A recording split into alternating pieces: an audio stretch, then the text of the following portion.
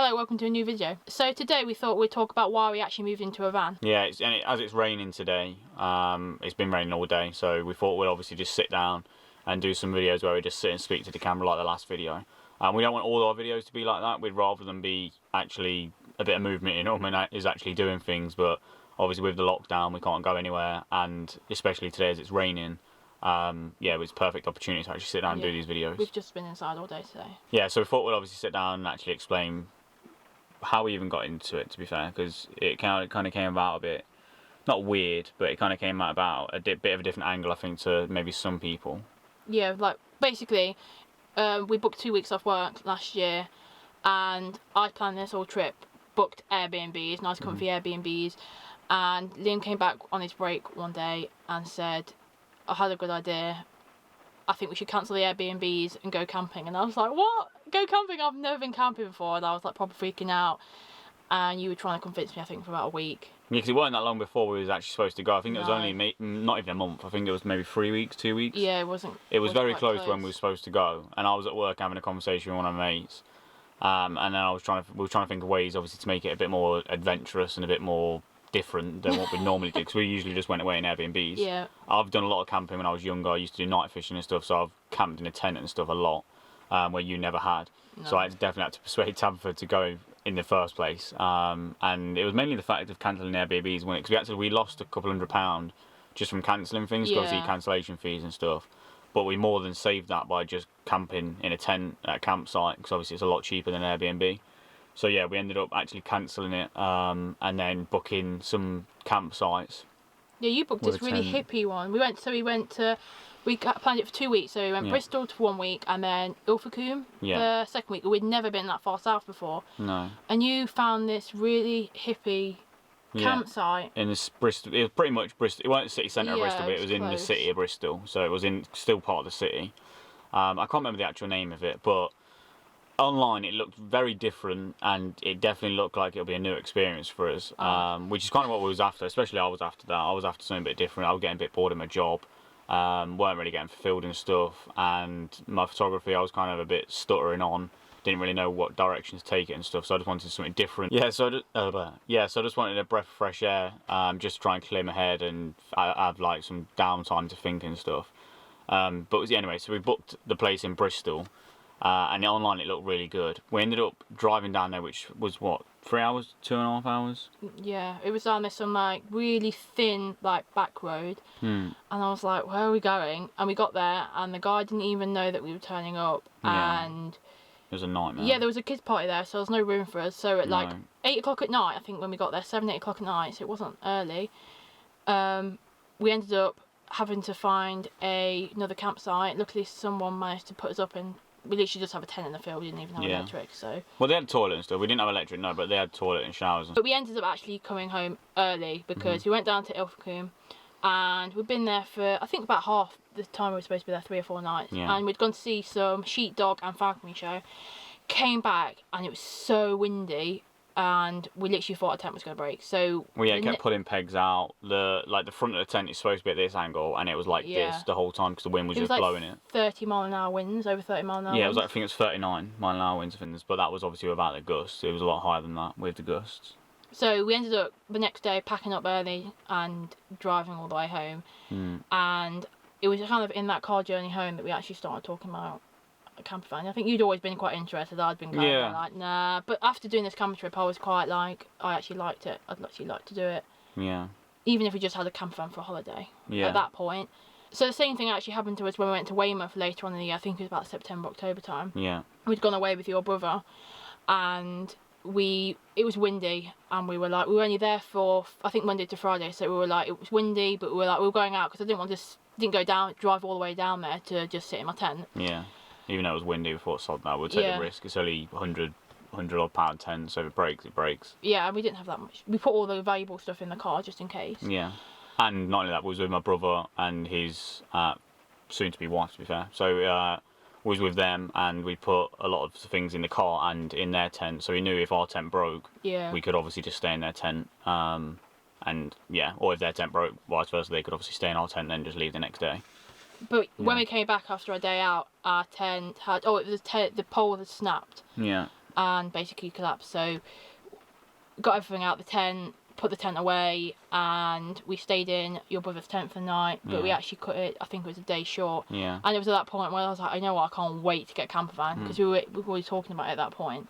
And I was like, if we had a campervan right now, we'd been fine, we wouldn't have any problems. Yeah. The funny thing about when we actually came back to the tent being broke, when we was driving back, we was all in the car, because we was all in one car, and we was all on about the tent being broke, and I went out early, got out of the car early, sorry, when we got to the camp, and went to the toilet, because I was like near the entrance, and our tent was at the far end. And as I'm in the toilet, Tabitha was ringing me, and I missed the first call, and I picked up a second call, and she's like, the tent's broke, and I was just laughing it off, thinking, yeah, you just having me on it. We've just literally been on about it for the last 10 minutes. And she's like, no, seriously, it's broken. I was just like, whatever, if you're going to try it, like, don't try a joke 10 minutes after we've just been speaking about it. And as I walked around, I could see, obviously, the tent pole's like this, it's supposed to be like this, and it's just snapped. Yeah, so that was pretty funny. Yeah. But I didn't think it was going to happen. Like, we kind of were looking, and then we couldn't find any vans in our price range. And eventually you started looking again, and we found this van and went to see it. This was the first van that we actually went to go see. Because I was just looking up all the histories of all the vans, and there was a lot of rust. But we saw this one, went to see it, and literally bought it on the spot. And this is where we are today, really. Yeah, because the first van we was going to go look at was a Bedford Bambi. I don't know if you've seen them, but they're little tiny cute things, and they do look really adorable. So we was looking at that.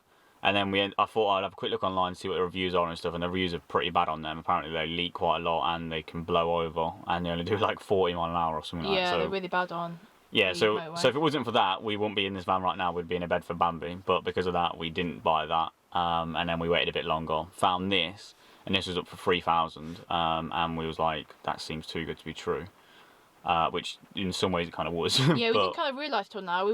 We've just been having a look round at vans, and you saw one that's like literally the same age and condition as this, and it was like near enough 5.5, 6 yeah, grand, which is like, and that's without obviously none of the stuff done in the back, just a standard van.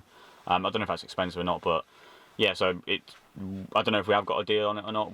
All in all, we bought the van for 3,000, then had to spend about 1,000 on it because there was things that needed doing when we got it. Yeah, before putting all the stuff in the back. Yeah. So then with that, I think the inside, all in all, with the solar panel, everything like that's in it right now, it probably owes us about 6.5 maybe. Yeah, I need to actually add that up. Yeah, we do need to do a whole video about the breakdown of obviously how much it all cost us to do it. So that's how we got to buying the van. Now we've got a few things to speak about why we, not just about the trip, but obviously the actual reasons why we decided to live in the van full time. Because that was just kind of getting to the point of, yeah, we want a camper van, especially to go away and travelling and stuff. But then we took one step further than that and decided to actually live in our van full time. So there's a few things of why we actually did that. So the number one reason why we decided to live in the van full time is money. Basically, none of us liked our jobs. Tabitha was stacking shelves at Sainsbury's. She did work. You did go to uni to do accounting and finance. Graduated that. So she has got that behind her, but you didn't want to go into accounting and finance, didn't enjoy last year, did you at all? No, definitely not. So I did mechanics at college, didn't go into it. I went into it for a little bit, but that was kind of when I was at college, and then didn't go into it after that. So I was working at Ladbrokes. None of us enjoyed our jobs at all. We kind of woke up every morning and just be like, oh, gotta go to work again. So there was nothing like that holding us back, but we wanted to do our own thing, but we weren't 100% sure what we wanted to do, but we knew 100% that we didn't want to do what we was already doing. Yeah. That's like a real tongue twister getting around it, but that's what it was. So we looked at how we could lower our living costs so we can work less, and have more time to figure out what we wanted to do and to actually do that. And to just enjoy life, to be fair. Yeah, and just to enjoy life. So basically, by living in the van, we've over halved our living cost. We've probably gone from about 1,300 a month living cost, maybe 1,200 a month living cost, to like around 500. At the minute, even lower than that, because obviously we're not driving the van around. But we're estimating around 500 a month living cost. That's all bills, everything. You know what I mean? So we only need £500 a month to live. And that's to live comfortably as well. That's with obviously nice food and like subscriptions, phones, internet, and everything you can think of. So that's the number one reason why we moved into a van. Pretty much number one reason, isn't it? Probably the number one. Probably joint number one with obviously travelling and stuff. We wanted to travel. And that the travel thing comes back to, again, wanting to figure out what we want to do with our lives and just trying to grow and experience new opportunities and new experiences and all the stuff that you kind of get from traveling. The good and the bad, because traveling is obviously not just all good things. There's a lot of bad things that happen as well. And you grow just as much, if not more, from the bad than you do the good. So you just want to try and grow as much as we can. And we just felt like traveling was the main thing to do that for. Yeah, but as well, like I'm 25 years old, and last year was the first time that we'd ever been down south. I've never even been to Devon or Cornwall. I've done a lot of like East Anglia. I've been to Wales as a kid. I mean, that was like over 15 years ago. So I want to kind of just explore the UK to start off with, because I've never even been up to Scotland. That's one of the places I'm most excited about going to. Yeah, for me, the top two places I want to go to is Scotland and Norway. They're the top two for me. Yeah. I don't really know. I think I'm really looking forward to Scotland, but I think Wales would be cool as well. So yeah, one of the things, to go back to the money aspect again, is the fact that because our living expenses are so low, we can obviously work part-time if we need to, but at the minute we're living off savings. So once the savings we've kind of set like limits of where we want to get the savings down to before we have to go back to a job if we're not making money ourselves. But even if we go back to a job, we should be in a good position where we can just go back part-time, both of us, rather than having to go back full-time, which will still obviously allow us to have a lot of time to work on other things that we actually want to work on, rather than just normal 9-to-5s or whatever. So for years, even before we even decided to get a van, we've always been interested in tiny houses. We've always been researching it and looking at things like on Netflix and stuff like that. But it's kind of been a bit more out of our reach, a lot more than this, for example. Because you need, money-wise. It's more buying the piece of land and getting the planning permission and all that stuff. Which maybe that's something we can build up to in the future. Maybe if that's something we can venture down. Yeah. Because that's still something I'd love to do. But at the minute, this gives us like the alternative life and a step forward to where we actually would like to actually be living. Yeah. So for me personally, I've always watched like the narrowboat programs and stuff growing up, and what like Alaska videos, programs and stuff like that. And I've always been interested in the alternative way of living. I've never ever seen myself in buying a house, never, and I still never see myself ever buying a house unless I buy a house to rent out. That would be the only like condition on that if I ever bought a house. I think they're a waste of money. I think you can use your money a lot better and a lot smarter. You tie your money down into just a bit of thing you can live in, just bricks and mortar. There's obviously other advantages, but that's just my quick opinion on it. So I've always been interested in like living a bit differently and mainly living cheaper. That's been the main thing on my whole thought process growing up, is trying to live as cheap as I can so I don't have to work as much and I can enjoy other things in life. That's the main thing in it for both of us, to be fair. When we both spoke about it, that's kind of what we've both been thinking about it. But so we might not stay in a van obviously forever. We probably don't see that as the long-term course. We're having it in a van right now. We'll obviously take it step by step and see obviously whatever comes, and if we enjoy it, if we don't enjoy it, whatnot, and we'll quite happily change. We're not tied down to this lifestyle or anything like that at all. We've always said if we hate it or if we dislike it, even within this like 6 months that we've kind of set ourselves out, we'll instantly go back to living in a flat or maybe even buy a narrowboat. That's probably the next option after this. So if this didn't work out, or if we wanted somewhere a bit more permanent as a base and then kind of a van just to travel now and then, we'll probably look at getting a narrowboat, and obviously if we did get any of that, you'd see this on this channel. But so there's kind of like a 3-step process in there, what we're thinking. I think we're quite good in the sense that we haven't set ourselves targets or timelines or anything like that. We just kind of take each day it comes. Like if I wake up tomorrow morning, I'm like, I hate it, then we sell the van and we'll do something else. But we've been quite good in the fact that we've just not got our hopes up and we've not got ourselves disappointed just because we couldn't travel. We were planning on starting our whole massive trip and travelling and living full time in the van. Yeah, we've saved up for this for years as well. Yeah, for this to be from the beginning of April, and obviously it's not happened. But in a way, it's been a good thing because it means I've managed to get used to living in such a small space, and I've still got a toilet right next to me and a shower that I can use every day. Yeah. And we've got fresh water tap like a couple of metres away from the van.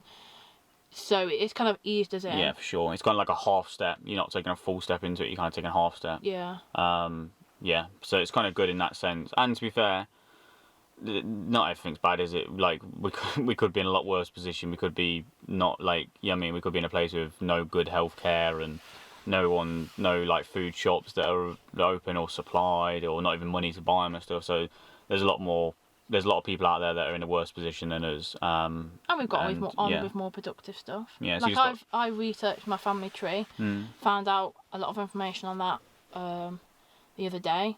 Yeah. And we can work on our YouTube videos and wherever we want to see our future going. Some like things that I want to do that I haven't started yet, but I'll plan on starting the next few days. So make sure you're always looking at the positives in life, because there is plenty of them out there. Even if you're in the worst position, there's always some positive you can look at. If you have any questions, leave them in the comments below. Yeah, and we'll definitely answer them for sure. We've got plenty of time on our hands, so if we don't comment on them, don't watch the videos anymore. So thank you for watching. Don't forget to like and subscribe. And we'll see you in the next video. Hello and welcome to a new video. You don't say hello though, do you, to people? You know, do you say hello? Do you go hello? Well, what do you say? Hey. Hey, welcome. No. Hello. Hey, welcome to a new video. I'm posh. I say hello. Well, if you've seen someone on the street, you'd go hello.